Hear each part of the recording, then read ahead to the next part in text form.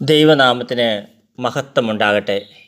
പ്രിയമുള്ളവരെ, അനന്തരം പിശാച് അവനെ വിശുദ്ധ മന്ദിരത്തിലേക്ക് കൂട്ടിക്കൊണ്ടുപോയി ദേവാലയത്തിൻ്റെ അഗ്രത്തിൽ കയറ്റി നിർത്തിയിട്ട് പറഞ്ഞു, നീ ദൈവപുത്രനാണെങ്കിൽ താഴേക്ക് ചാടുക. നിന്നെക്കുറിച്ച് അവൻ തൻ്റെ ദൂതന്മാർക്ക് കൽപ്പന നൽകും. നിൻ്റെ പാദം കല്ലിൽ തട്ടാതിരിക്കാൻ അവർ നിന്നെ കൈകളിൽ താങ്ങിക്കൊള്ളും എന്ന് എഴുതപ്പെട്ടിരിക്കുന്നു.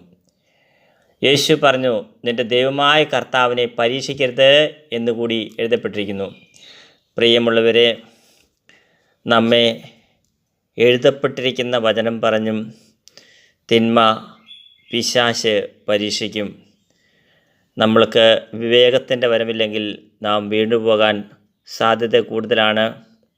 അതിനാൽ നമുക്ക് എളിമപ്പെടാം, ദൈവത്തോട് വിവേകത്തിൻ്റെ വരം ചോദിക്കാം, വചനത്തിൽ ആഴപ്പെടാം, വീണുപോകാതിരിക്കാൻ കർത്താവിൻ്റെ കരുണയ്ക്ക് വേണ്ടി അപേക്ഷിക്കാം.